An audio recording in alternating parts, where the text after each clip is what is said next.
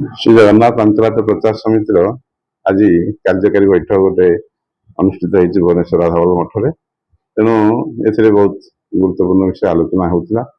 ବିଗତ ହରିଦ୍ୱାରରେ ହେଉଥିବା କାର୍ଯ୍ୟକ୍ରମ ଅନ୍ତର୍ଜାତୀୟ ଯେଉଁ କରାଯାଇଥିଲା ତାର ସମୀକ୍ଷା ବୈଠକ ହେଉଥିଲା ଏବଂ ଆଗାମୀ ଅଯୋଧ୍ୟା ମହାନଗରରେ ଯେଉଁ ନୂତନ ମନ୍ଦିର ମହାପ୍ରଭୁ ଭଗବାନ ରାମଙ୍କର ହେଇଛି ସେଇ କ୍ଷେତ୍ରରେ ଆଉ ଏକ ଜଗନ୍ନାଥ ଅନ୍ତର୍ଜାତୀୟ କାର୍ଯ୍ୟକ୍ରମ ଅନୁଷ୍ଠିତ ହେବ ଆଗାମୀ ଦିନରେ। ତେଣୁ ସେଥିପାଇଁ ଆଜି ଗୋଟେ ମଧ୍ୟ ଆଲୋଚନା ହେଇଛି।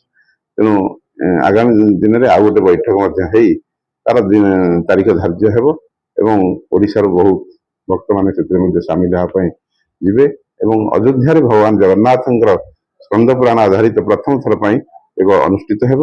ତେଣୁ ଏହା ନିଶ୍ଚିତ ଭାବରେ ଏକ ସଂଯୋଗ। ତେଣୁ ଭଗବାନ ରାମଙ୍କ ଦରବାରରେ ଜଗନ୍ନାଥଙ୍କ କଥା।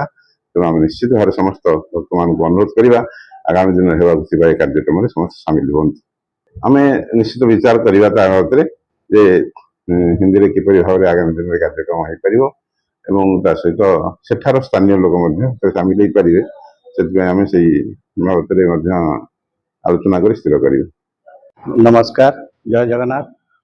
श्री जगन्नाथ पांचरात्र प्रचार समिति आज कार्यकारी बैठक अनुष्ठित हो जाइए।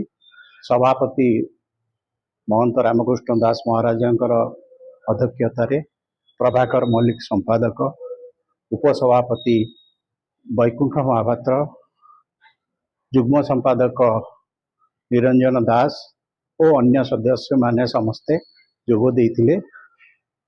जो अयोध्या कार्यक्रम विषय रे वर्तमान अयोध्या प्रोग्राम को सामयिक भाव स्थगित रखा जाइए। आमर पूर्वर हरिद्वार ट्रिप्र जहाँ जहाँ होता जहाँ सुविधा असुविधा कार्यक्रम आलोचना पड़ा। आलोचना होकर जो डेट नवेम्बर 17 रे हबार थिला ताको सामयिक भाव स्थगित रखा जाइए। तेणु आगामी दिन में पुणी थे आम अयोध्यार जो यात्रार डेट आम जनइबू। आपण मैंने अयोध्या पांचरात्र ग्रुप तरफ जी। धन्यवाद।